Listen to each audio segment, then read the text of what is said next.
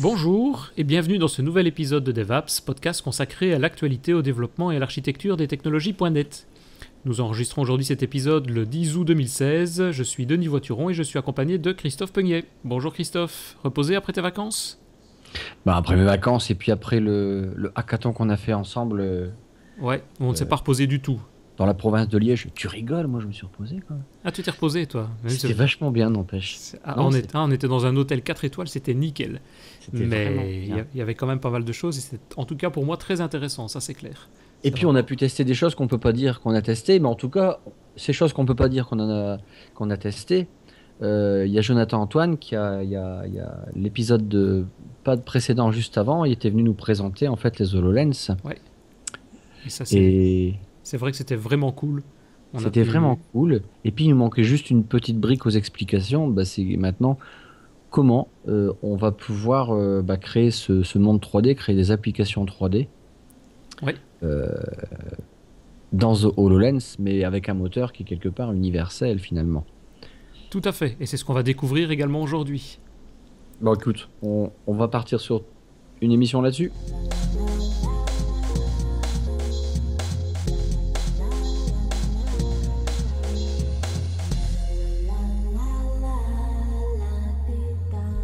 Bonjour Maxime, comment vas-tu ? Bonjour. Ça va bien. Il fait beau, c'est l'été, donc Ah tout va bah, bien. t'as plus de chance que nous, parce que nous il fait triste pour le moment et il fait froid même. Mais l'été va revenir, donc ça va être bien aussi. Bon, nous, il fait 12 degrés, mais bon, écoute, on Voilà. est quand même en plein mois d'août. Hein, Ouais, il c'est faut ça, oui, pour un mois d'août, c'est quand même un peu dommage. Et donc Maxime, tu vas venir nous parler aujourd'hui de Unity. Et Exactement. on va donc pouvoir ainsi créer des hologrammes, des jeux vidéo, des hologrammes à placer dans les lunettes HoloLens qu'on a présenté dans un précédent podcast, comme le disait Christophe. Et ça va être vachement cool, tout ce qu'on va voir aujourd'hui. Bon, faut que tu arrives à nous le vendre et que c'est très facile, hein, Maxime. Bah, je vais essayer. Écoute, ce que je te propose, c'est qu'avant que tu nous parles d'Unity, qu'on fasse un petit peu le tour de ton pédigré, si je peux dire ça comme ça. Euh, bon, on va pas partir à ta naissance, mais on va aller jusqu'en 2008, où t'as commencé en fait en tant que développeur PHP. Exactement. J'ai commencé à faire du PHP parce que à l'époque j'aimais bien le web Ouais. et c'était un petit peu on va dire la facilité de partir sur du PHP, MySQL, un petit peu à Oui, l'ancienne. Et c'était facile de se mettre en jambe là-dessus, quoi, hein, quand même. exactement. Alors, Euh, tu as fait ça dans une société, parce que bon, au niveau, alors là, personnellement, je présume que là, là, tu t'es amusé personnellement, mais tu as travaillé plusieurs mois chez une boîte qui s'appelle Arven Technologies, Exactement. mais tu as même fini lead technicien PHP dans une autre boîte en plus. Tout à fait, tout à fait. J'ai vraiment beaucoup travaillé. En fait, c'était en parallèle de mes études Ouais. sur le PHP.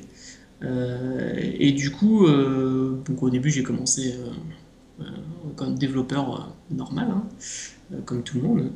Et finalement, j'ai commencé à apprendre un petit peu les frameworks qu'il y avait. Donc à l'époque, j'ai fait beaucoup de Zen Framework.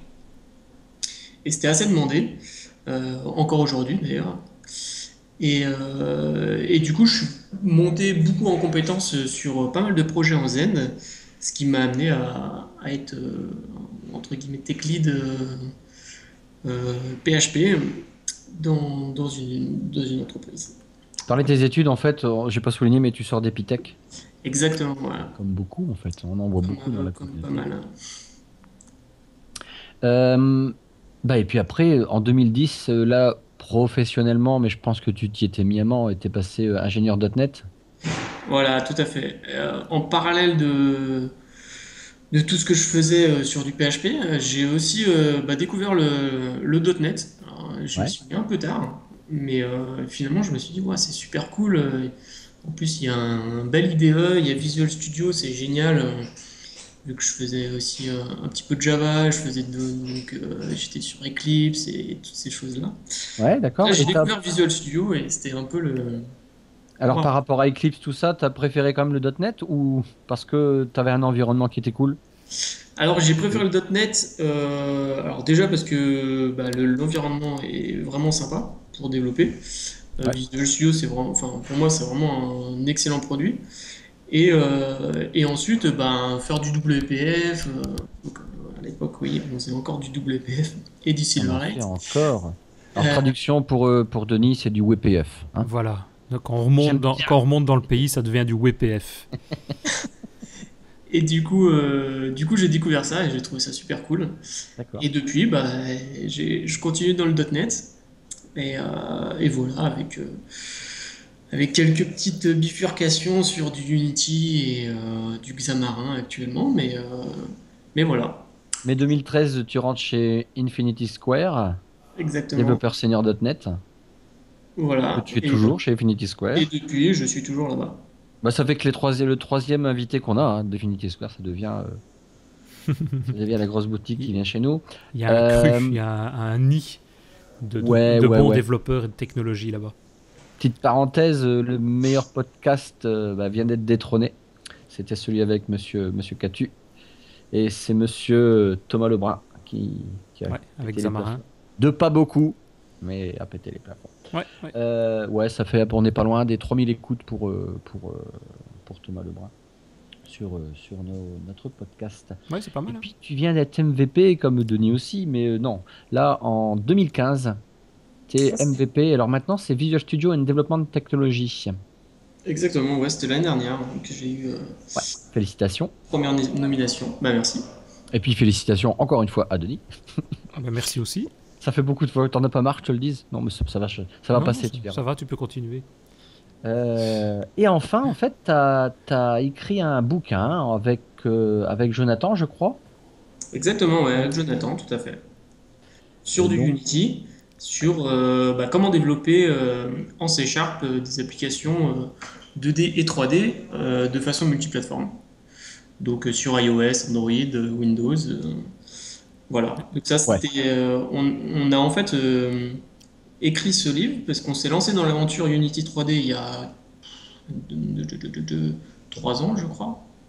Où on a commencé, où enfin, on connaissait rien du tout. Hein. Et du coup, on s'est dit, ouais, c'est super sympa. On a commencé à essayer de faire des petits jeux, des choses comme ça. Ouais. Donc, Mhm. toujours avec Infinite Square.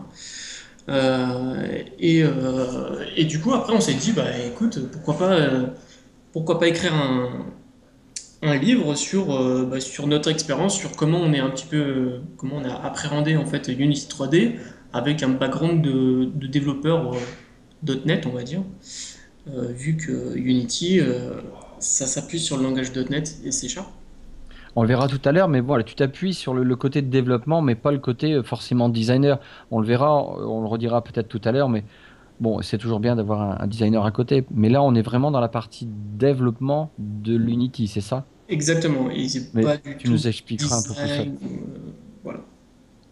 Très bien. Euh, une dernière chose que j'ai oublié, oui, le livre, on le trouve sur Amazon. On mettra le lien, Denis. Oui, tout à fait. Ou sur édition ENIO, on le trouve également. Ouais. Bah voilà, écoute, on commence un petit peu maintenant à rentrer un petit peu plus dans le détail. Ben, on va peut-être commencer par le début, parce qu'on a déjà parlé plusieurs fois de Unity. Moi, ma première question, c'est qu'est-ce que c'est? Parce qu'on parle de ça, celui qui ne sait pas, à quoi ça sert, qu'est-ce que c'est Unity? Alors Unity, c'est un moteur de jeu qui permet de créer des jeux vidéo de façon multiplateforme. Donc, comme je l'ai dit tout à l'heure, sur par exemple iOS, Android et Windows, mais on reviendra dessus un petit peu après. Et on peut créer des jeux aussi bien en 2D qu'en 3D. Mhm. Ça va s'appuyer en fait sur on va appeler ça un middleware, donc un logiciel qui va nous permettre d'utiliser ce moteur 3D très simplement et en ayant tout un côté, on va dire, interactif. On va pouvoir déplacer des objets directement dans une scène 3D et interagir avec ces objets. C'est ça, donc on a un moteur qui permet de jouer, je suppose, les scènes et de jouer la réalisation 3D, mais on a également un éditeur alors. On a un éditeur et c'est ce qui fait vraiment la force de Unity, c'est que des moteurs 3D, il y en a à l'appel. Des moteurs 3D qui proposent un vrai éditeur, il n'y en a pas tant que ça, Mhm. finalement, et ça permet d'aller très vite dans son développement. On n'a pas à toucher le moteur 3D. D'ailleurs, on n'a pas les sources, donc c'est impossible de toucher au moteur. Et on s'en préoccupe pas. On se préoccupe juste de créer son jeu, de s'appuyer sur ce moteur, un moteur physique par exemple, le moteur de rendu. Et on va s'appuyer là-dessus juste on va déplacer nos petits objets, nos personnages dans une scène et les faire interagir entre eux. J'ai une question. Oui. On a vraiment besoin d'avoir aucune notion de 3D? Enfin, c'est pas nécessaire? Alors, ça dépend.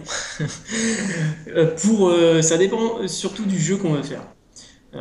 Si on veut se lancer dans un petit jeu mobile, on va dire 2D ou même 3D, et qu'on ne connaît vraiment rien à la 3D, on va vraiment, il va falloir vraiment se focaliser sur créer un petit jeu très simple. Parce que très vite, si on veut commencer à faire un gros MMORPG je sais pas moi, refaire un Clash of Clans, ça va quand même être un petit peu compliqué de ne rien connaître à la 3D, à la 3D tout court quoi. Mais c'est quoi justement ne rien connaître enfin, je veux dire plutôt, quels sont les éléments de base qu'il faudrait connaître pour pouvoir s'imaginer faire un peu de 3D? Donc on a parlé d'une scène tout à l'heure, ça je suppose que c'est un des termes, mais tu peux peut-être expliquer très rapidement qu'est-ce que c'est? Alors, il y a tout ce qui est notion de la caméra, par exemple. Oui. La caméra, c'est ce qui va finalement être le rendu à l'écran, hein, tout simplement. Donc, il va falloir, si le mouvement de la caméra est simple, disons qu'il est fixe, par exemple. Il y a beaucoup de jeux qui sont comme ça, la caméra est fixe, on a juste un écran et on projette dessus. Donc là, c'est assez simple à réaliser. Par contre, dès qu'on veut faire un jeu, par exemple à la troisième personne, il va falloir gérer les mouvements de la caméra, donc les placer correctement, pour pas que la caméra elle rentre dans le décor, par exemple. Parce que si ça rentre dans le décor, du coup, finalement, on voit le décor et plus le personnage. Enfin, il y a tous ces mécanismes-là. C'est pas forcément facile à appréhender du premier coup. Oui, c'est Donc, ça. Mais si on n'a pas- c'est pas des notions style mathématiques ou des calculs et on va pas faire de la trigo et des choses comme ça comme on faisait à l'école, quoi. Alors, c'est possible d'en faire. Unity permet de faire ces choses-là, hein, forcément. Ça va être, on va les utiliser si vraiment on veut faire des effets alors, j'ai pas d'idée en tête, mais en général, Unity nous permet de nous abstraire de ces choses-là, en fait. Ouais, c'est ça. Il y a- Ok. En gros, je peux comprendre qu'il y a un mode simplifié et un mode avancé ou pas? Ouais, tout à fait. D'accord. Bon, non, parce que je voudrais rassurer, c'est pas la prise en main n'est pas compliquée, mais on est capable d'aller très loin. On le verra à la fin sur la démo, mais c'est vraiment assez simple à prendre en main.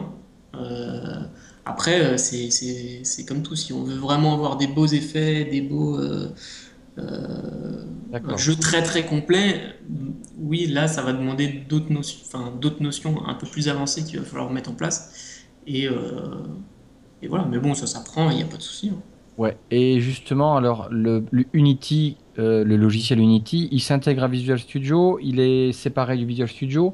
Et enfin, je rajoute une question, il est gratuit et où il est payant? Alors, concernant Visual Studio, Et Unity, voilà, l'ensemble. Unity, donc, bien entendu, on peut éditer des scènes 3D et 2D, comme je l'ai dit. Mais à ces objets, en fait, les objets qui sont dans les scènes, on peut leur attacher des scripts qu'on appelle des behaviors, donc des comportements. Mhm. Et ces comportements, en fait, ce sont des scripts C#, JavaScript ou en bout. Donc il y a trois langages qu'on peut utiliser. Et donc du coup, pour créer ces scripts-là, on peut très bien utiliser soit le Notepad de base, soit Visual Studio ou Visual Studio Code par exemple, comme n'importe quel éditeur euh, de éditeur de texte en fait. de base, Unity est fourni, on va dire, est packagé pour pouvoir fonctionner avec MonoDevelop, une fonction de MonoDevelop. Mhm. Et bon, moi je recommande quand même assez fortement, si c'est possible, d'utiliser Visual Studio parce que ça permet de faire d'utiliser tout le potentiel de Visual Studio qu'on peut avoir avec les plugins et ce genre de choses. Ça permet d'être encore plus rapide, quoi. C'est ça, mais donc on peut développer donc, dans Visual Studio, et tu le parlais en C#. Maintenant, tu parlais d'autres langages tels que JavaScript, ça on le connaît, mais tels que Boo. Boo, donc BOO, c'est un des langages fournis par Unity alors. Tout à fait. Alors, Ok. faut savoir que c'est au niveau du pourcentage de développeurs qui utilisent le bout, c'est très très très faible. D'ailleurs, Unity a arrêté d'écrire sa documentation pour le langage bout. Donc, Mhm. ça veut bien dire que Ouais. ça marche pas vraiment, quoi. Donc, Et donc, la majorité, c'est C Sharp c'est et ça. JavaScript, En hein. général, c'est plus en C# ou en JavaScript. Et on sait faire du coup tout. Je veux dire, il n'y a pas de fonctionnalité qui serait plus facile ou quasiment impossible à faire en C# par rapport à d'autres langages tels que le Boo ou autre. Tu Non, peux. non, à chaque fois, il y a le parallèle. C'est ça, il y Le a toutes les parallèle est fonctionnalités possible sont dans les dedans. deux langages. Ok. Et tu as des exemples de jeux qui sont déjà faits pour les auditeurs, savoir ceux qui nous écoutent, est-ce que tu sais, tiens, tel jeu a été fait avec Unity ou. Alors, au niveau des gros jeux, on a par exemple, là, on a Pokémon Go. Ah, il était fait en Pokémon Unity. Go, c'est du Unity. Et c'est du multiplateforme, du coup. Ouais. Enfin, Euh, presque. Pardon. alors, c'est Ouais. presque du multiplateforme parce qu'on l'a pas encore sur Windows, mais ça va arriver, on sait jamais, Tu hein. crois? Ah, je sais pas honnêtement, mais Mais quand ils ne le sortent pas, par exemple, ici, c'est une volonté ou bien il y a des contraintes techniques? C'est-à-dire quand c'est multiplateforme, tu dois peut-être réadapter ou un peu comme avec Xamarin, comme on en avait parlé, où il y a des particularités par interface, non? ouais, je pense il y a quand même un petit travail derrière pour réadapter. Mhm. Le gros du travail on va dire, est Il fait, fait, ouais. mais il y a quand même derrière, c'est pas tout ne s'intègre pas automatiquement à la plateforme. Donc, Alors ça veut, ouais, alors tiens, justement, ton expérience avec Unity, et puis là on parle de Pokémon Go. Alors, d'après toi, quand quand ils ont créé ça en Unity, ils se sont concentrés bon, sur les plateformes, les deux grandes plateformes concurrentes, iOS et Android, mais ça aurait été difficile de travailler sur les trois, et c'est donc une volonté où, bon, c'est pas grave, peut-être on le fera plus tard ou on le fera pas, mais c'est une volonté du coup de temps mis à part euh, l'argent. ouais, je pense que c'est lié au temps et à l'investissement que ça demande. C'est si complexe que ça d'être multiplateforme en Unity? Ça dépend des fonctionnalités qu'on utilise en fait. Eux, ils utilisent la géologue, ils utilisent la réalité augmentée, ils utilisent Ouais. pas mal de choses et tout ça, c'est vraiment, enfin, ça se base directement sur l'OS qu'on cible. Donc c'est pas des choses qui sont, voilà, iOS va fournir des possibilités pour gérer le GPS ou ce genre de choses. Windows va utiliser son implémentation à lui, etc., etc. Donc du coup, ça quand même, tous ces développements-là, on ne peut pas dire que je fais un seul développement D'accord, qui gère le GPS et après je passe à autre chose. Non, il va falloir faire trois développements juste pour cette chose-là. d'accord. C'est ça, donc si je comprends, Unity donne un peu tous les composants graphiques et tout l'aspect 3D sera géré par Unity, et là c'est multiplateforme, si je comprends bien, mais tout la connectique, on va dire, vers le système extérieur, que ce soit le GPS, les éléments, appareils photo et autres, là c'est propre au device alors. Alors, c'est propre au device et en fait, il faut utiliser, en général, on utilise des plugins C'est ça, ok. qui sont spécifiques à une plateforme ou qui peuvent être multiplateformes, mais qui sont en général spécifiques à une plateforme et qui va nous permettre d'accélérer le développement Mhm.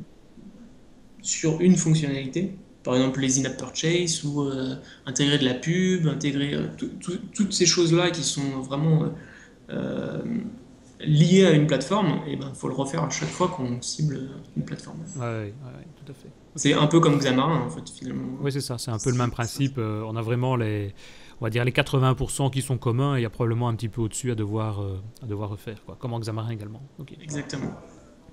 Et tu as parlé au niveau de l'éditeur, donc il y a un éditeur qui est fourni avec Unity, il y a Visual Studio, et je pense que c'est une extension à Visual Studio installée pour pouvoir développer après avec Unity. Il y a une différence, je veux dire, entre l'éditeur où on fait encore une fois la même chose, ou bien c'est plus puissant, où certaines fonctionnalités se feront dans l'éditeur de Unity ou pas? Alors, j'ai pas bien compris la C'est-à-dire, question. est-ce que si tu utilises l'éditeur fourni par Unity, est-ce que tu pourras faire plus ou moins que si tu utilises Visual Studio? Ou tu fais la même chose? Alors, dans Visual Studio, la seule fonctionnalité que ça va apporter de travailler avec Visual Studio, c'est l'édition des scripts. Ce qu'on ne peut pas faire en fait directement dans Unity. Ok, donc c'est vraiment complémentaire. Et quoi, Unity alors apporte l'aspect design que Et Visual Studio n'apporte Unity pas? apporte, on va dire, ouais, voilà, tout le reste, donc c'est-à-dire l'édition d'une scène, la hiérarchie des objets dans cette scène, gérer tous les assets graphiques qu'on peut avoir, pouvoir tester son jeu en temps réel, changer les propriétés des composants et Ok. de son personnage. Donc tu dois Toutes quand ces même choses-là, avoir les c'est pas deux. du tout intégré dans Visual Studio, par exemple. C'est ça, tu dois avoir les deux. Tu sais pas développer une application ou un programme avec Unity uniquement avec un seul. Tu dois avoir l'éditeur pour une partie et Visual Studio pour une autre. Exactement. Et dans Unity, enfin dans l'éditeur d'Unity, tu vas pouvoir également créer tes propres objets, tes composants. Donc j'imagine tu veux faire une sphère et envoyer la sphère dans le décor.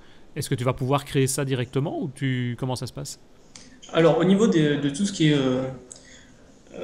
asset 3D, 2D, Unity propose juste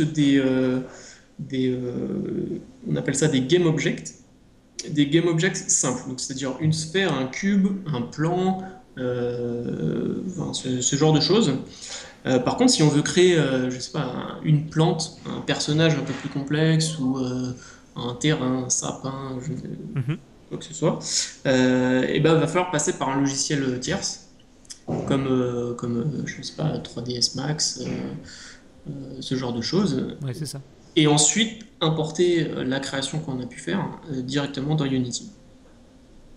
Ok. Mais Unity ne permet pas de, c'est assez important, ne permet pas de créer des objets, on va dire, complexes directement à partir de l'éditeur. Mais c'est pas ce qu'on appelle les meshes, MESH, les composants de base, je veux dire la sphère, le blanc, le cylindre, je crois, et le cube, c'est pas ça? Alors, donc c'est des composants qui sont c'est des composants qui sont composés de mèches, effectivement. Ouais. Les mèches, ça sert grossièrement à définir comment on peut dire, à définir le relief de l'objet. Donc ça peut être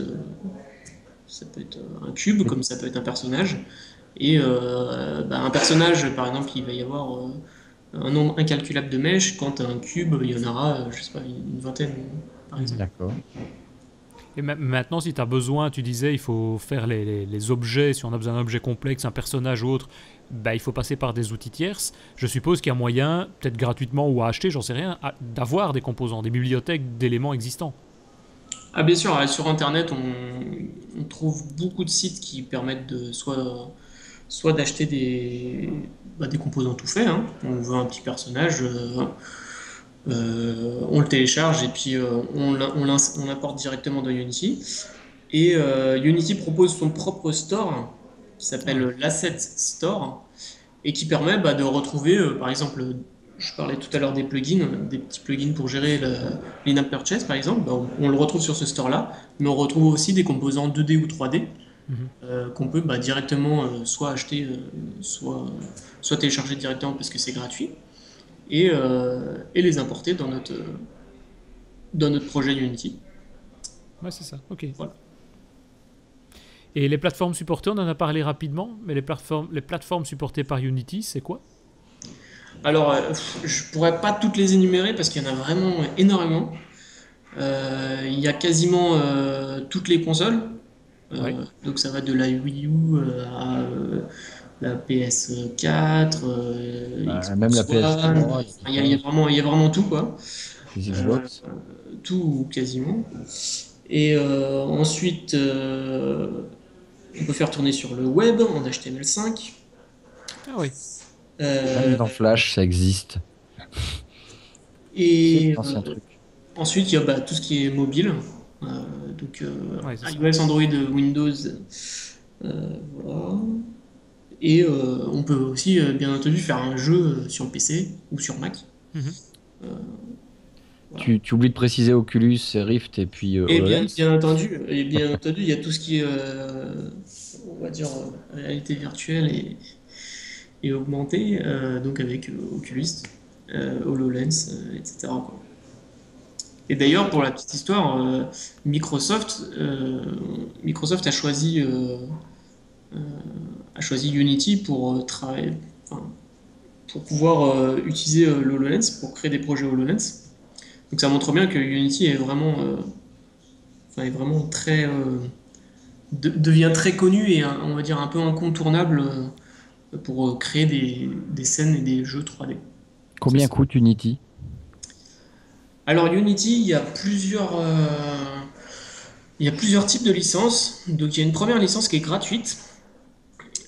Donc ça c'est si on est, alors je connais pas tout par cœur, mais en gros Ouais. c'est si on est indépendant ou donc il y a une édition personnelle donc qui est on va dire pour les gens qui font leurs petits projets dans leur coin Mais qui est et entièrement fonctionnel. qui est entièrement fonctionnel. Ce qu'il n'y a pas de compris dedans, c'est par exemple tous les services à côté euh, que Unity offre.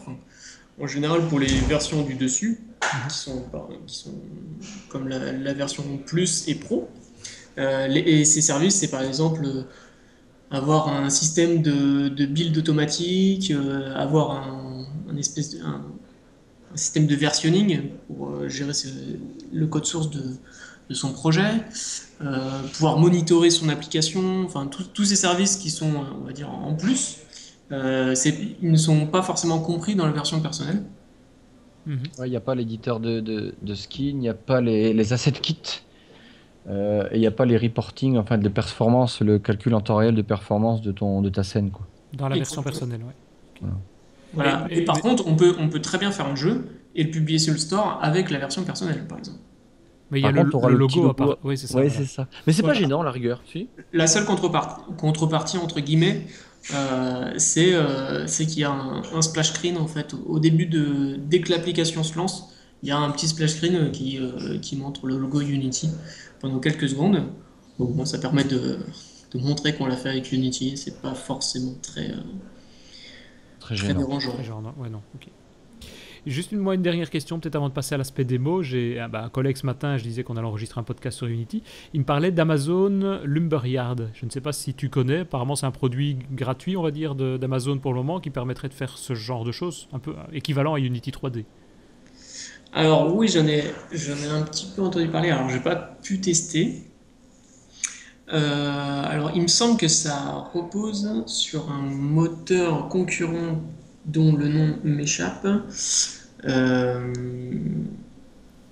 Mais t'as pas des infos sur que ce soit en termes de performance, de facilité d'utilisation, des choses comme ça, quoi. alors, j'ai pas d'informations. C'est encore, il me semble, un peu jeune, hein. C'est sorti Ouais, il y a 2-3 mois, je pense. il y a quelques mois, hein. Ouais. Donc, j'ai pas encore de vrai retour dessus. Ouais, c'est ça. Ok.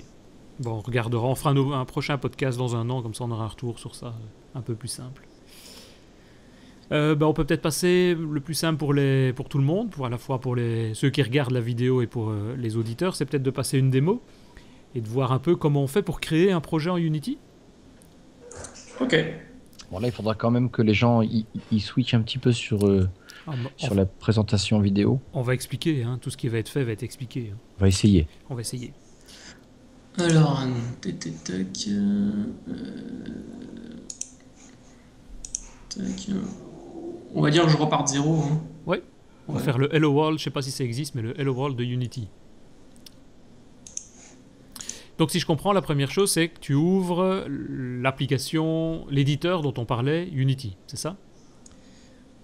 Alors, j'ouvre Unity.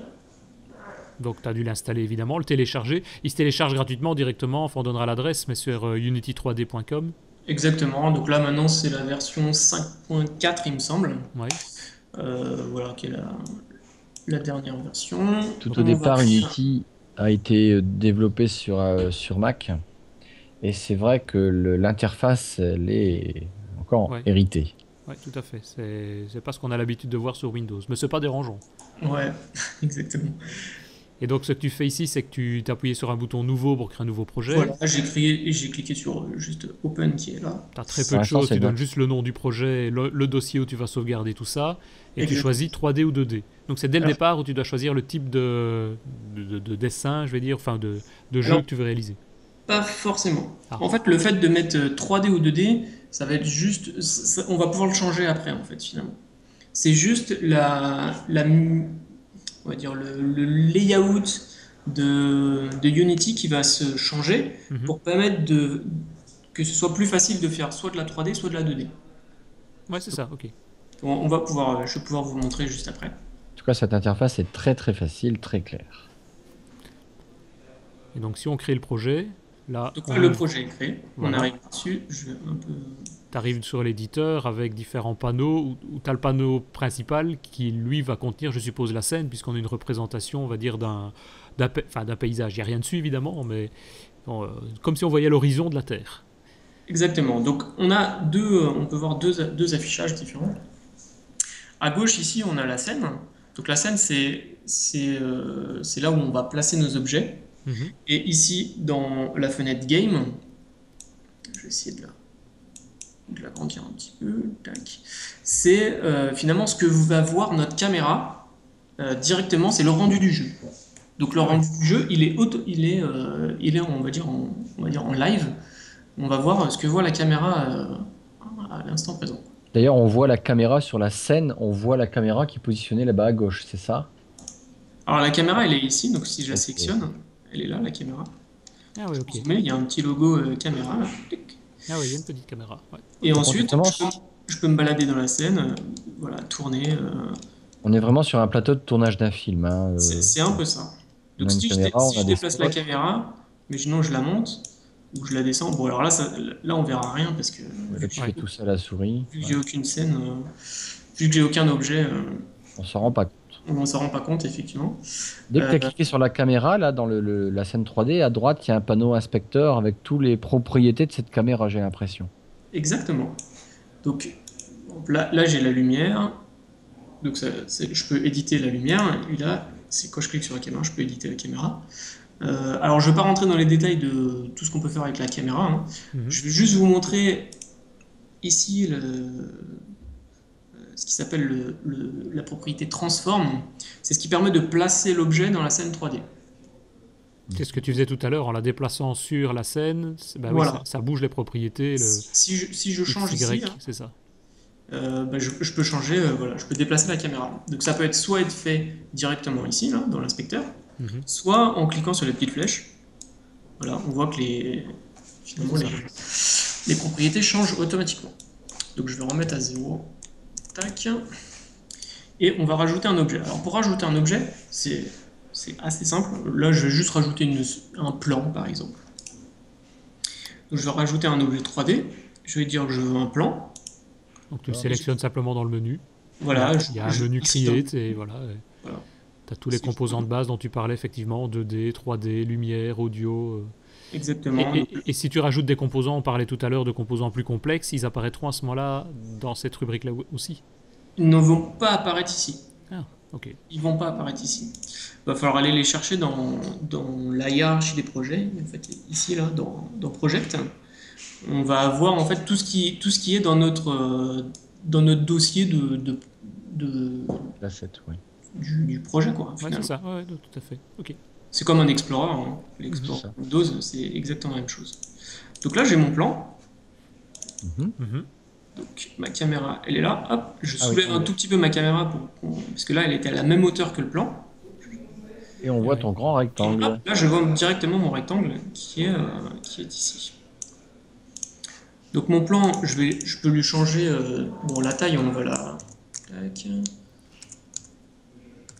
On va lui dire qu'il se met bien.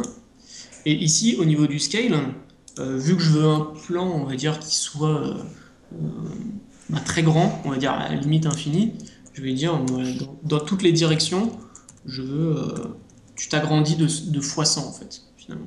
Ouais, c'est ça. Dis-moi, une petite question. Tu m'aurais mis un cube et tu aurais mis 10 000 cubes. C'est le moteur qui aurait géré euh, si c'est lent ou pas, si il y aurait bon, le côté 3D, le côté rapidité de la 3D, c'est le moteur qui gère tout. Ouais, tout est géré par le moteur. D'accord. Tout est géré, il y T'as a... pas à te préoccuper de l'optimisation, je veux dire. Alors, au bout d'un moment, après, il y a des techniques. Si effectivement il y a trop d'objets dans la scène, en fait, on peut utiliser les, je dirais, des niveaux de qualité pour chaque objet, et on va dire dégrader les objets. Donc, c'est-à-dire, on va faire une version haute résolution, une version basse résolution. Et le moteur, en fait, va s'occuper de oula, attention, là, il y a vraiment beaucoup d'objets, je peux peut-être pas tout afficher, donc je vais prendre les objets qui sont en low résolution. Ah, tu lui donnes les moyens voilà, d'optimiser en fait, grâce à ça. Exactement. Très Voilà. bien. Et Donc, après, il gère tout alors. il y a des réglages dans Unity pour permettre ce genre de choses-là. D'accord, ouais, merci. Ouais, ok. Mais c'est pas, il y a rien à coder derrière pour pouvoir gérer enfin, Pour gérer ça, ouais. on va pas rentrer les mains dans le moteur 3D en disant là je vais optimiser ces choses-là. Il y a Unity qui nous fournit des options, des paramètres pour pouvoir s'en sortir entre guillemets. D'accord. Donc là j'ai mon plan, je peux par exemple faire tourner la caméra un petit peu. Tac. Je vais le mettre à 2. Voilà, au niveau du plan, ce qui serait super bien, C'est bien une tactique. c'est de pouvoir en fait rajouter un petit bonhomme qui marche dessus quand même. Parce que sinon. Carrément le petit bonhomme. Moi j'étais parti sur un Déjà. cube ou une sphère, mais ok. Non. Oui, moi aussi, le truc tout simple, de la pelouse, une texture, une image. Mais non, mets un bonhomme. On peut mettre un petit bonhomme parce que Unity nous permet de faire ça assez facilement.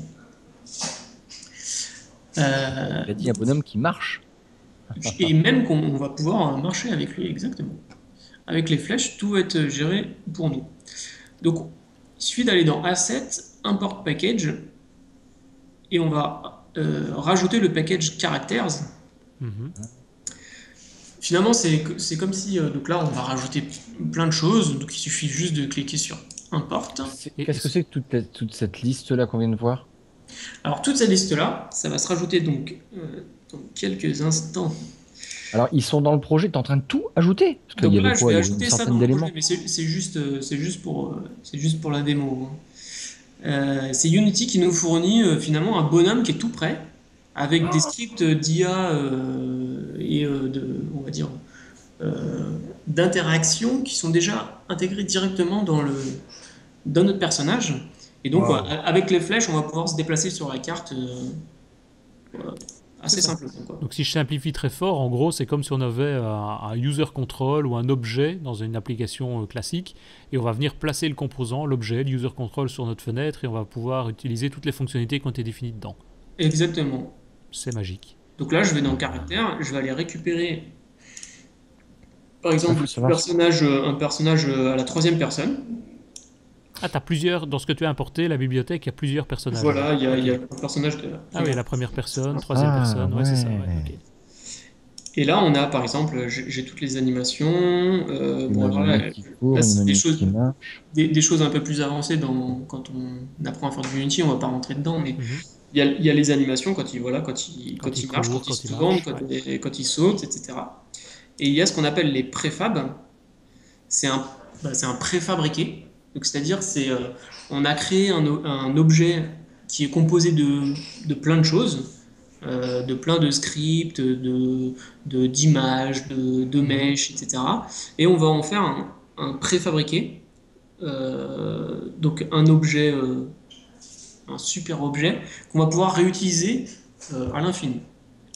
Donc là, Ok. j'ai mon petit bonhomme, je ne sais pas si on le voit. Ah oui, d'accord, on Tiens, voit ici. un Là, j'ai aperçu. mon Ah petit oui, on le voit à bonhomme. droite. Ouais. Mais mon petit bonhomme, il est, comme on va le voir après, Excellent. Ah, il est là, je vachement balèze déjà. Hein. peux le tourner. Putain, ouais. Donc là, il y a, je sais pas combien de D'objets petits qu'il objets qui propose. composent cet objet-là, en fait. Alors voilà, est-ce que ça, d'où ça vient ce truc-là? Ça pourrait être des choses faites par un designer, un graphiste, je sais pas quoi, qui a Exactement. fait Ouais, ça c'est un artiste qui a fait. en 3DFX. Enfin, je sais pas comment on dit les termes, je suis pas spécialiste, mais c'est un peu ces choses-là.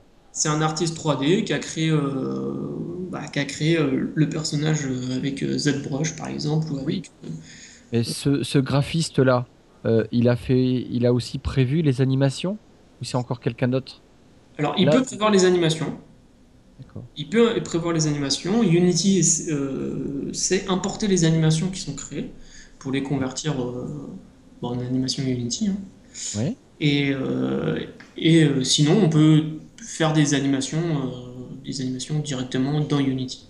Les Donc, animations de ces objets-là, est-ce qu'elles ont des limites? Je veux dire par là, je ne pourrais pas retourner le bras à l'envers du gars parce que techniquement, il a prévu que on ne sait pas le faire humainement en parlant.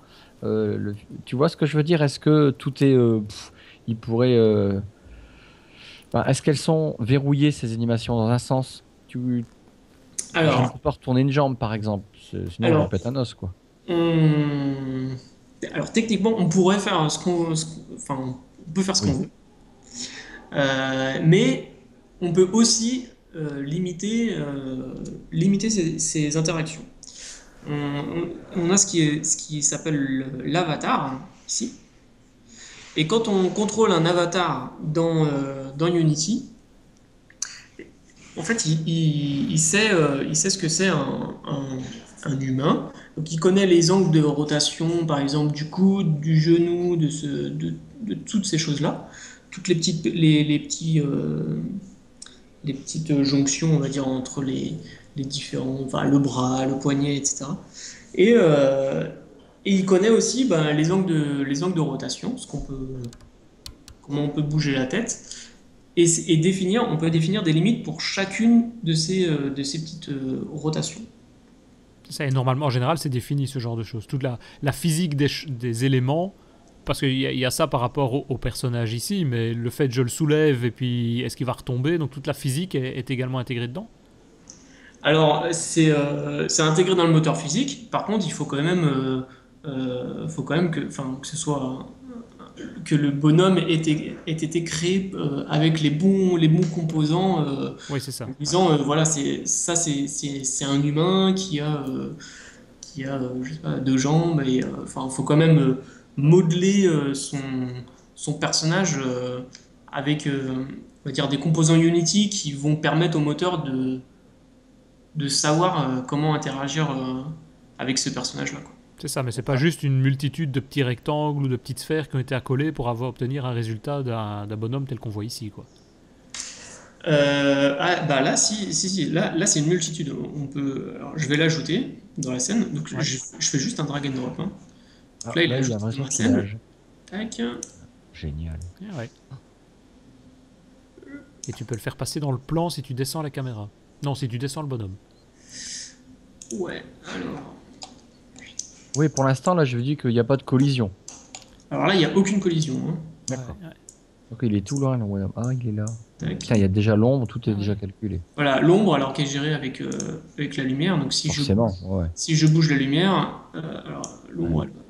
ah oui, non, mais là c'est pas ce type de lumière. Là, c'est une lumière Diffuse. qui se veut être comme le soleil. Ouais, c'est ça. D'accord. Donc tant que je change pas normalement la rotation, voilà, l'ombre va pas changer. Mais là, Mhm. l'ombre change. Donc il y a plusieurs types de lumière, hein, c'est pareil. On peut représenter le soleil ou un spot ou je sais pas, une lumière diffuse un peu plus large comme un néon. Tout Ouais. ça, c'est des composants qui sont fournis dans Toutes les Unity. ambiances. Voilà, exactement. Donc, L'objet que tu as placé, le bonhomme ici, bah, il est toujours tout gris. La texture, c'est après, c'est une autre personne qui va gérer ça par rapport à toi, le développeur. alors oui, alors c'est pas le développeur qui va gérer la texture. Nous, on va juste l'appliquer au bonhomme. Ici, je crois que la texture de base est grise en fait. Ils ont, je ne crois pas qu'il y ait, voilà, Ethan Gray. Ici, la texture, on peut la voir Ah ouais. si on voit ma souris. Il s'appelle Mhm. Ethan Gray. Donc du coup, de base, le bonhomme est gris. Donc c'est effectivement. Tu pourrais le changer en allant là-bas. Je suppose que tout est configurable évidemment après, hein. Alors, j'imagine qu'il doit y avoir des autres textures quelque part pour pouvoir le changer en blanc ou on Ouais, va c'est dire ça. en quelque chose de plus cohérent avec de la couleur. Mais ça se change directement en fait dans les propriétés là, de l'inspecteur. Hop, je vais juste drag and drop ma texture et puis ça va s'appliquer sur le personnage. Donc Mhm. ça, c'est un artiste 3D qui aura fait la texture aussi, qui va me fournir et moi je l'intègre et puis voilà, j'ai juste fait un drag and drop et j'ai plus rien à faire, quoi. Ouais, c'est Après, ça. Unity fait vraiment de l'assemblage, quoi. voilà, moi j'ai rien à faire. Moi j'ai juste à le mettre dans ma scène et c'est terminé. Et alors, qu'est-ce qu'on peut faire avec ce bonhomme-là? Alors on va essayer de le faire marcher parce que ça peut être quand même un peu marrant. Sauf que pour ça, donc tout à l'heure tu as bien remarqué qu'il n'y avait pas encore la collision. Donc là, si je lance mon jeu, Ouais. donc pour lancer le jeu, d'ailleurs, je ne vous ai pas dit, mais il suffit de cliquer sur le petit bouton lecture ici, Play, ouais. et là ça va lancer mon jeu. Bon. Donc là, si je lance mon jeu, Oh, Ah, il est tombé. oh bah merde alors. C'est excellent. Ah, oui, parce que le plane, effectivement, pardon, il y avait directement un collider qui était. Excusez-moi. c'est ça. Donc, Qu'est-ce que c'est qu'un collider? Un collider, c'est ce qui permet de gérer la collision. Ah, donc ça, c'est intégré dans quoi? Dans le bonhomme? Ou dans C'était la intégré scène? directement dans le plan. Dans le plan, d'accord. Ce que tu as Dans le rajouté plan, tout à donc l'heure. dans l'objet, quand j'ai fait create Ouais, ouais, l'objet. ajouter un plan, ouais. Du coup, effectivement, il y a un collider qui est créé de base. Du coup, c'est ce qui permet de faire gestion de la collision. Voilà, si Alors, je le juste... désactive, hop, il a disparu. Oh merde, il est où? Donc là, il est en train de tomber. Ah, Je sais pas ce qu'on peut oh, voir là, la position qui descend, ah qui merde, descend, tombe le il va descendre pauvre. à l'infini. ah, il est en dessous du plan, là. Il est Là, il descendu est en dessous. complètement au-dessous parce que la physique, en fait, il y a la Ouais, gravité tu l'as et la retiré. gravité l'attire en fait vers le bas. Ok.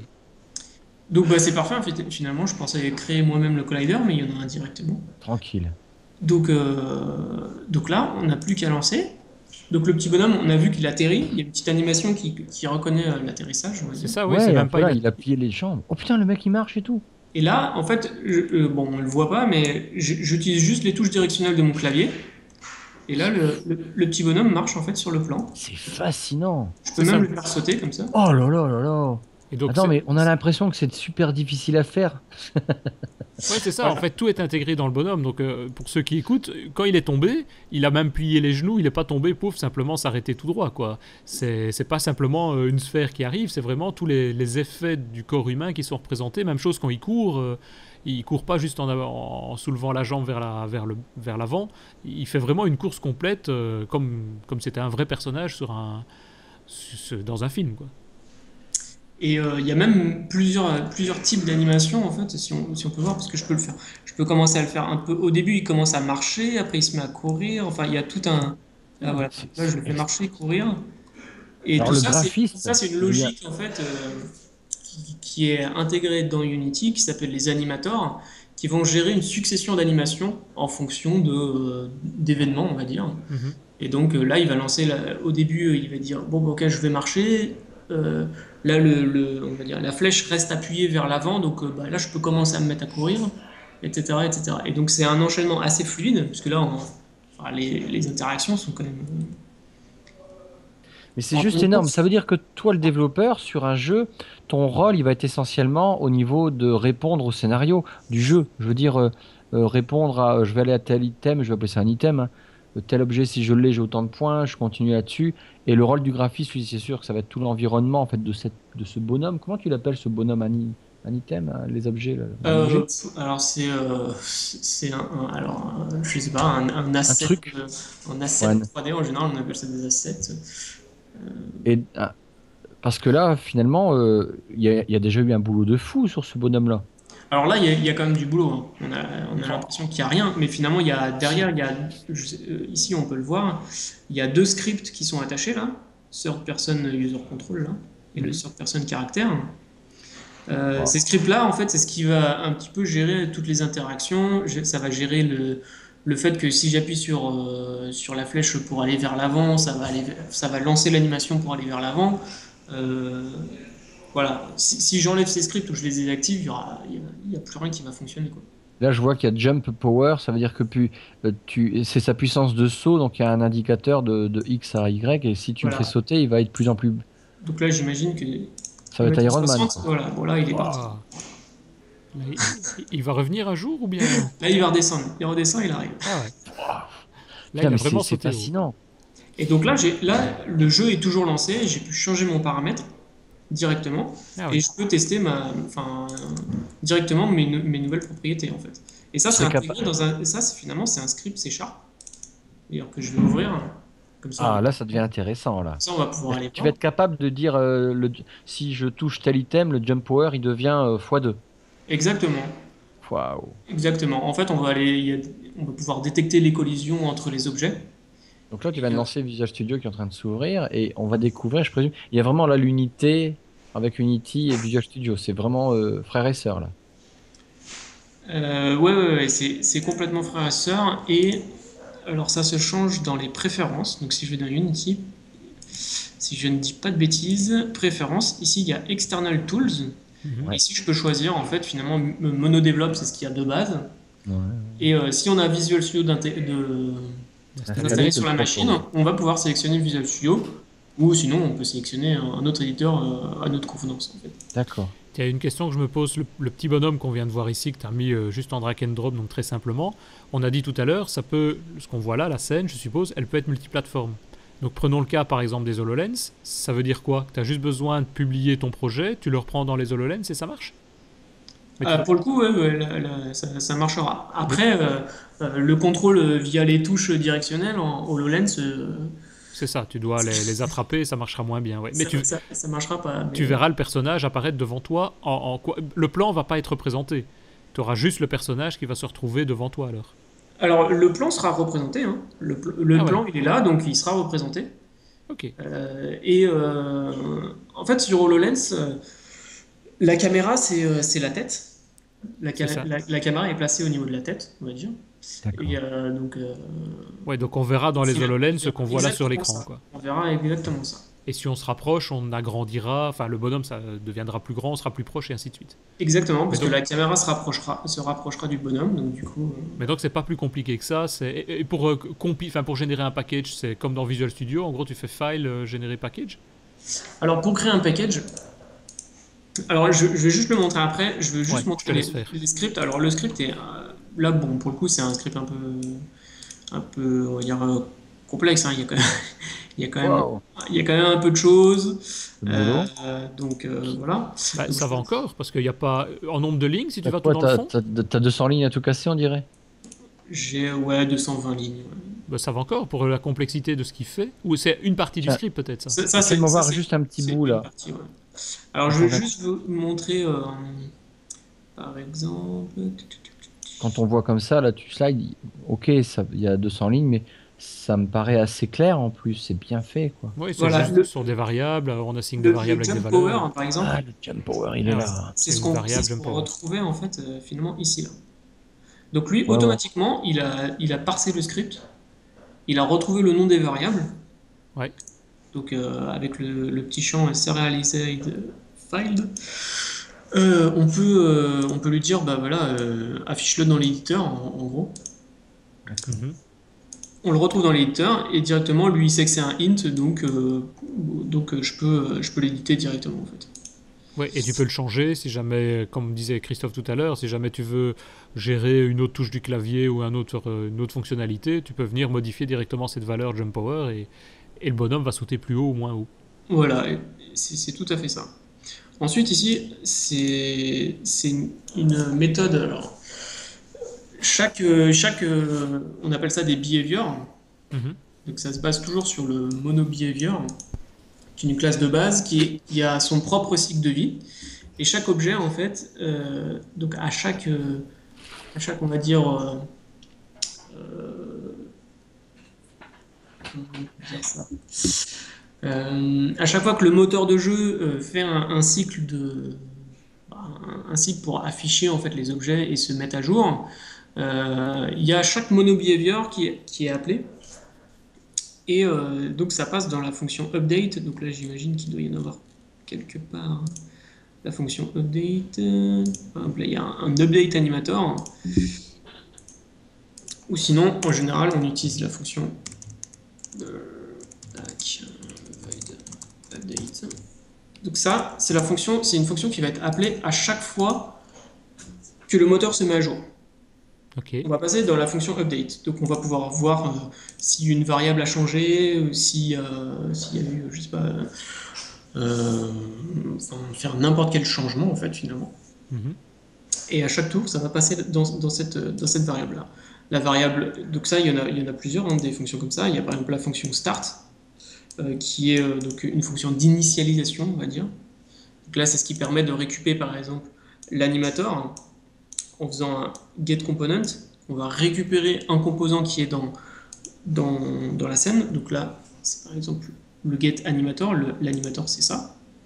Ouais, Ce composant-là. Ensuite, il y a aussi le get rigid body, etc., etc., qu'on peut voir ici. Donc là, il va récupérer tous les composants pour pouvoir interagir avec eux dans le script, pour avoir une relation dans le script. Et ensuite, après, tu as accès directement à toutes les propriétés de l'animator et tu vas pouvoir lancer des animations. Donc là, j'imagine que quand il bouge, il va lancer une animation move, par exemple. Mhm. Ok, ah oui, parfait. Ouais, et là, tu fais la modification des valeurs, des variables, des valeurs. On a le jump, on appelle le jump si il est... Enfin, selon plusieurs voilà, on va dire, propriétés. Ouais, c'est ça. Ouais, en fonction des tests que tu fais, ouais, c'est ça. Est-ce qu'il est... Ouais, ben là, c'est ça. Est-ce qu'il est en dessous ou pas de la plateforme ou autre et... Voilà. Bah, c'est du code, quoi. C'est du code dans lequel tu viens changer simplement les paramètres ou les propriétés de tes objets, là, de l'animator ou d'autres objets. Ouais, exactement. Donc une fois qu'on a fait ça, donc ça c'est un petit bout de script. Donc tous les scripts vont à peu près ressembler à ce genre de choses, hein. Mhm. Et pour ajouter un script, bah, c'est exactement pareil, hein. Je prends, je drag and drop et c'est terminé. Ouais. Je drag and drop ici. Tout à l'heure, tu me parlais de comment on package un projet comme ça. Bah, finalement, c'est assez simple. On va dans les build settings. C'est ça, tu as un menu, file, build setting.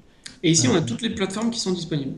Ah ouais, tu choisis dans la liste vraiment ce que tu veux. Et il va le générer pour toutes les plateformes là ou tu dois les sélectionner?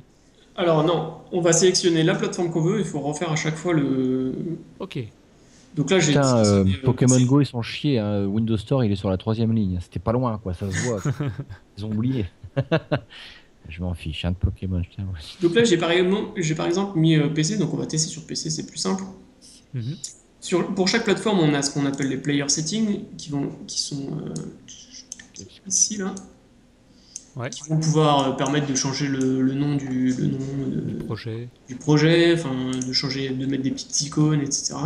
Donc ça, il y en a pour Android, iOS, Windows, enfin, pour toutes les plateformes. À chaque fois, il y a toutes les petites spécificités du store, hein. Par exemple, Windows, on a les small logos Ouais. dans les bonnes tailles, etc., qu'on peut mettre renseignés directement là-dessus. Ça fait partie du manifeste dans les développements des applications pour nous. Exactement. Tiens, tu peux dérouler le SDK de Windows Store, là, ce qu'on voit à 8.1. Qu'est-ce que tu as là dans ce petit menu-là? Ah, ici, ouais, voilà. Alors, ici, D'accord, on ouais, a t'as tout. le phone, l'universel et Windows 10, du coup, si on veut créer une WP. Euh, Mhm. Tac. Nous, on va rester sur ça. Ou non, on peut même aller faire du store, pourquoi pas. Oh, c'est plus simple. On va switch de plateforme, donc il suffit de faire switch plateforme. Donc là, ça va générer, si je build, ça va créer quelque chose pour la plateforme qu'on a ciblée. Ouais. On va mettre Windows 10. On va dire que c'est. Bon, là, c'est pour savoir quel type de projet finalement derrière il va générer, parce que ça va générer une solution Visual Studio. Ah, donc tu auras le code. Donc là, on voit si tu demandes de générer du XAML ou du D3D. Donc Voilà. si tu coches XAML, tu vas avoir quoi? Tu vas avoir le visuel, enfin l'éditeur, enfin le jeu replacé dans un contexte XAML que tu pourras adapter du coup. Alors, on va pas pouvoir l'adapter parce que ça va être Full screen? packagé en fait. Donc on va pas pouvoir vraiment éditer le jeu directement Non, pas le La jeu. solution qui va être générée. La Mais scène. Si tu veux, ouais, c'est ça. Si tu veux rajouter des choses autour de ton jeu, tu peux prendre. Je suppose que ça sera une sorte de rectangle ou de composant qui contiendra le jeu et tu vas pouvoir le remettre dans une autre application. Ou pas. Non. Ça, oui, ça par contre, oui, c'est possible, effectivement. C'est ça. Ok. Effectivement. Bon, on va voir tout de suite ce que ça donne, hein, mais, Ouais. donc, je bide le projet. Donc, je vais dire que je le mets ici. Il te demande où le sauver, ce qui est logique. Voilà. Tu choisis le Section. répertoire, ouais, Ça va build. J'espère que et ça construit. tout va bien marcher. Donc là, il est en train de créer sa solution Visual Studio. C'est ça, il est vraiment en train de compiler pour... et je suppose il génère le binaire aussi, du jeu. Il génère pas le binaire. Là, il génère juste la solution. Pour l'instant, pour le binaire, il va falloir repasser sur la solution et, Ok. et la régénérer. Et la régénérer, c'est ça, ouais, ouais. Et c'est la même chose pour les autres. Donc si tu fais un projet iOS ou Android, il va te générer une solution que tu vas devoir réouvrir pour pouvoir après recompiler. Ah bah ça dépend des plateformes. Si je cible par exemple, alors iOS, il va falloir forcément un Mac Ouais, euh, pour pouvoir compiler. Donc ça va générer une solution Xproject, je crois, c'est comme ça que ça s'appelle. Xcode, pardon.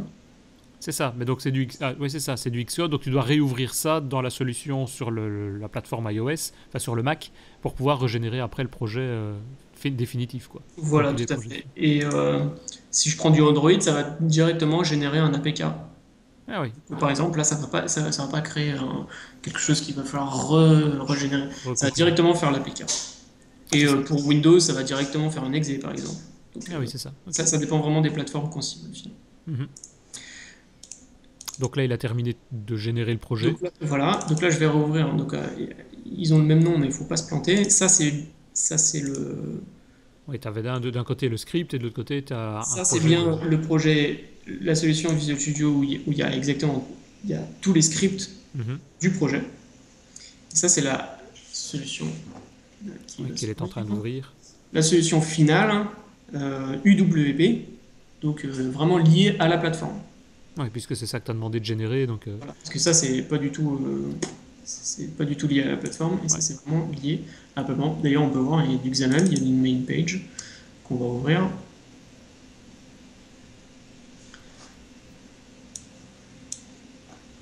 Oui, c'est dans le XAML qu'on va Et retrouver. voilà, et donc là on a une swap chain donc, qui va utiliser du DirectX, etc. Et dedans, en fait, lui, C'est ça. donc, en code behind, il va récupérer, enfin, il va mettre le jeu en fait directement dans la swap chain. Mais tout est en C# à ce niveau-ci, ou bien tu fais appel à des bibliothèques que lui a compilées le jeu. Par exemple, le personnage qu'on vient de créer, il y a Ouais, une tout référence ça. vers quelque chose. Et bah lui, il est dans les libs qui sont rajoutés ici en fait. C'est ça. Il y a des Le librairies, des références sur Unity Engine, Unity, c'est le Unity moteur, Engine, c'est ça. Ouais, ok. et Unity Player, hein, par exemple, ça va être toute la logique du jeu. Mais il est où là le jeu concrètement dans cette solution? Enfin, les objets, tout ça, on les voit pas du tout. C'est même pas un package, je sais pas moi. Alors, c'est dans la DLL. Alors, si je me trompe pas, hein, c'est dans la DLL Unity Player, Mais qui est propre du coup à cette solution-là? qui est propre ouais, ouais, à cette solution-là. En fait, c'est régénéré dès que tu fais. Si tu fais un changement dans le Si je bonhomme, fais une D'accord, modification ici, bah, faut que je rebuild d'accord, ouais, le ok. programme et qu'après je régénère cette solution-là. c'est ça. D'accord. Ok. Mais ça, c'est pour Windows 10. C'est ça. Ok. Et si tu démarres tout ça, ben, enfin là, il y a Donc là, peut-être si des... je démarre, je peux me mettre sur le device, du coup. Tac. Pourquoi tu t'es mis en x86 et pas x64? X64, pardon. Oh, là, Pareil? ouais, c'est pareil. J'aurais pu faire l'un ou l'autre, hein. Là, pour le coup, ça change rien.